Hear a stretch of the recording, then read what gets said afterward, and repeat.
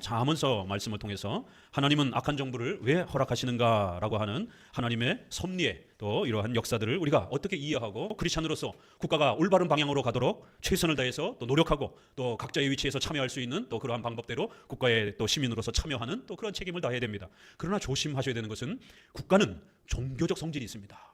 역사 이래로 우리 인간의 삶에 가장 큰 영향력을 끼치는 것은 종교죠.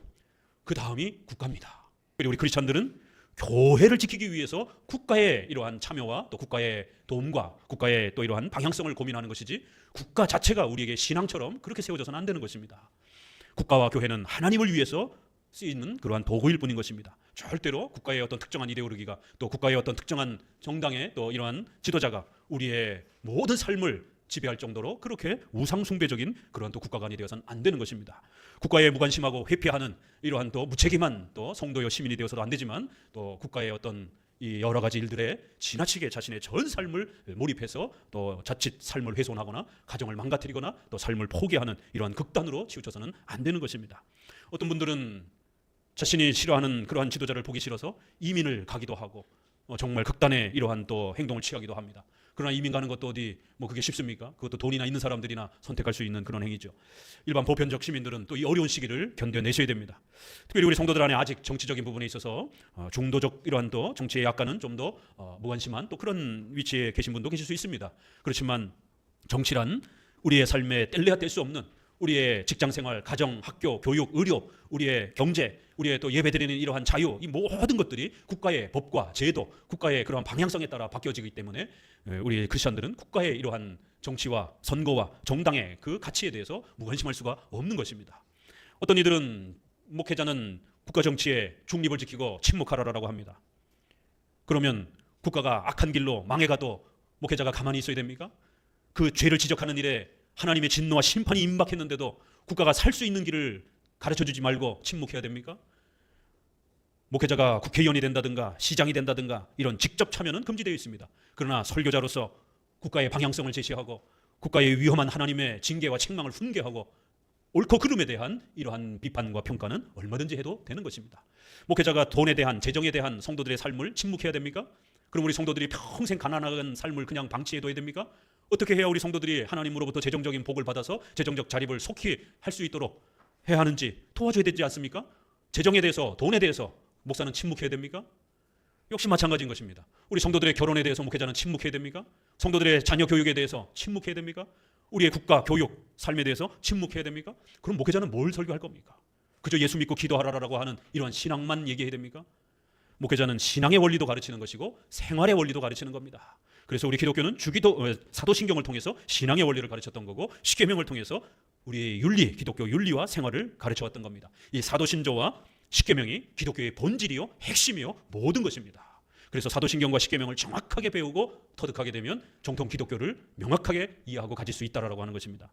우리 크리스천들은 정치적 신념에 있어서도 과거에는 자신의 고향과 학연, 지연, 혈연에 따라서 선거를 했다라면 이제 크리스천이 되고 난 이후에는 그 학연, 지연, 혈연을 모두 떠나야 됩니다.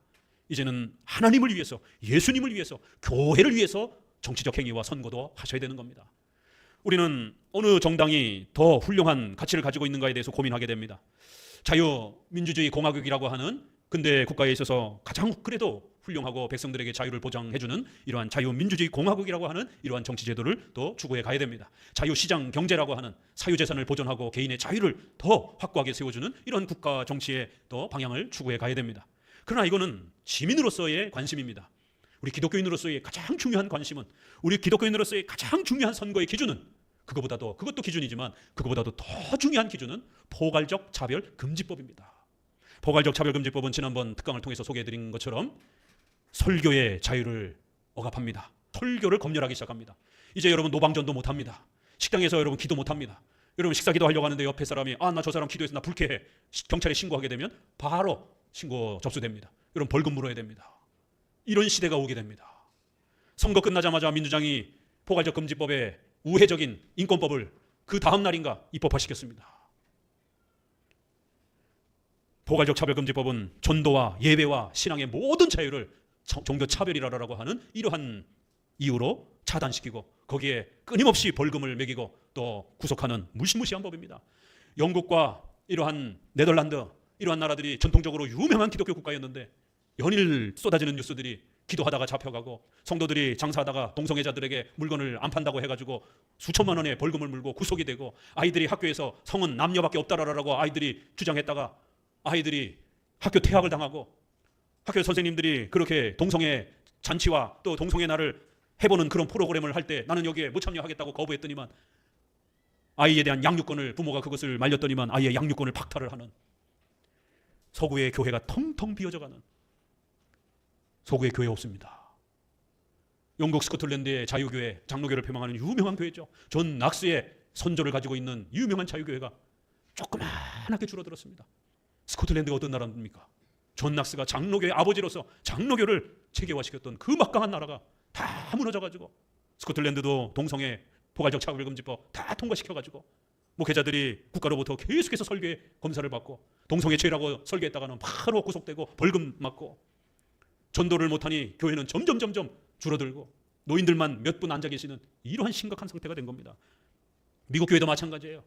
미국 교회 한 군데, 두 군데, 몇 군데 특별한 이러한 교회 빼놓고는 거의 다 보수 교회들은 다 텅텅 비어갑니다. 지금 대한민국도 포괄적 차별금지법이 민주당에 의해서 이제 곧 시행될 것입니다. 끝까지 막으셔야 됩니다. 그 법이 제정되고 난 10년 이후에 교회는 전멸되어집니다. 여러분의 자손들은 예배 드릴 데가 없어서 숨어서 예배 드려야 되는 그런 시대가 돌입하게 되어집니다. 오늘 이 잠언서도 하나님의 절대 주권을 가르치는 본문입니다. 특별히 우리가 하나님의 절대 주권, 하나님의 작정, 하나님의 섭리, 이런 고백을 할 때에 거기에는 선과 악 전체가, 이 세상에 일어나는 모든 일들이 하나님의 통치와 허락 속에서 일어난다는 고백입니다. 그래서 오늘 본문에도 사람의 계획과 사람의 마음의 준비와 그 마음의 심령과 이 생각과 이 모든 걸 하나님이 들여다보고 감찰하고 계신다는 거예요. 때로는 더 나아가서 악한 일도 여호와께서 온갖 것 모든 일을 하나님이 그렇게 통치하신다는 거예요. 더 나아간 악인도 악한 날에 하나님의 목적을 따라 그렇게 다스려져 간다는 겁니다. 굉장히 충격적인 표현입니다. 아니, 어떻게 하나님이 악한 자를 통치하시지? 어떻게 하나님이 악한 일을, 악한 역사를, 악인들을 하나님께서 다스리시고 통치하신다니? 그럼 하나님은 악한 신이 되는 거 아닌가? 하나님께 악에 대한 책임이 돌려지는 거 아닌가? 이런 오해 때문에 이 악에 대한 통치를 어떻게 설명해야 될지 신학자들과 목회자들이 어려워하면서 교회 안에서 하나님의 절대 주권과 작정과 예정과 섭리 교리가 사라지기 시작했습니다. 장로교만이, 개혁주의 장로교만이 비록 우리가 이 악의 문제를 다 해결할 수 없다 할지라도 성경에 이렇게 분명히 온갖 것, 거기에는 악까지도 있다라는 거예요. 악에 대해서 하나님이, 악한 역사에 대해서, 악한 자에 대해서, 그 악한 자가 죄를 짓는 그 모든 악에 대해서 하나님이 모르시거나 무관심하거나 하나님이 무능력해서 관여를 못하는 이런 게 아니라 하나님이 전부 다 감찰하고 계신다는 거예요. 하나님이 통치하시고 다스리고 계신다는 거예요. 이렇게 가르쳐왔던 겁니다. 섭리의 교리를 소개할 때마다 여러분에게 늘 두 단어를 외우라고, 두 문장을 외우라고 말씀을 드렸습니다. 하나님께서 허락하셔야 모든 일이 일어난다. 이 강력한 신관을 확보하셔야 됩니다.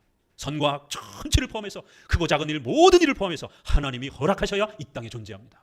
하나님이 허락하지 아니하면 그 어떤 것도 이 땅에 존재할 수 없다라는 겁니다. 두 번째, 하나님이 허락하셨으면 가장 선하고 좋은 것이라는 겁니다. 비록 우리 눈에 보기에 이 땅에 악이 존재하고, 비록 우리 눈에 보기에 악한 상황과 악한 자들이 가득 차 있는 이 상황은 분명히 존재합니다. 그러나 우리 눈에 보기에 그런 것입니다. 하나님께서는 그 악한 자와 악한 상황을 통해서도 얼마든지 하나님 자신의 영광을 위하여 일하실 수 있는 전지전능하신 하나님이라는 거예요. 그래서 그 악이 도덕적으로 악이 아니다, 그런 뜻은 아닙니다. 악은 분명히 악입니다. 악한 자는 분명히 악한 자입니다. 그 악한 자는 오늘 5절에 있는 말씀처럼 반드시 벌을 받을 거예요. 그 악을 행한 책임은 본인 자신이기 때문에 악을 행한 자는 반드시 벌을 받는다는 거예요. 그러나 하나님은 그 악한 자를 지배하시고 통치하시고 다스린다는 거예요. 하나님이 악을 행한다, 악을 만든다, 하나님이 악을 지었다, 이런 뜻이 아닙니다. 그 악을 짓고 악을 만들고 악을 행하는 자는 악한 자 본인이고 사탄이고 악한 영들인 겁니다.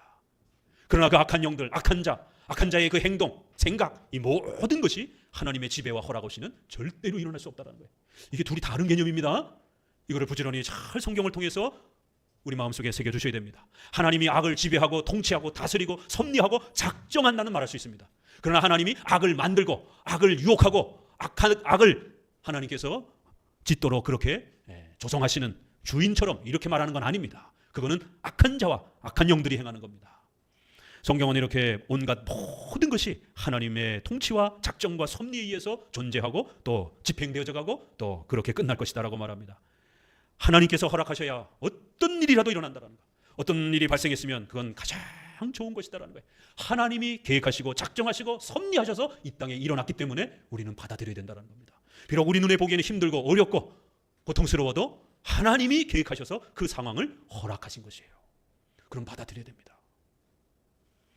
두 문장을 꼭 기억하셔야 됩니다. 하나님이 허락하셔야 모든 일이 발생한다는 것. 하나님이 허락하셨다라면 우리는 다 이해되지 않아도 하나님의 그 전능하신 또 거룩하신 의로우신 하나님의 속성을 신뢰하면서 하나님이 계획이 있으시니까 허락하신 거예요. 그걸 신뢰하고 가장 좋은 것으로 하나님의 뜻과 계획 속에서 일어난 줄로 알고 받아들이셔야 됩니다. 이 두 문장을 통해서 하나님의 절대 주권과 작정과 섭리 교리를 마음에 간직하고 배우셔야만이 강력한 신관을 얻게 됩니다.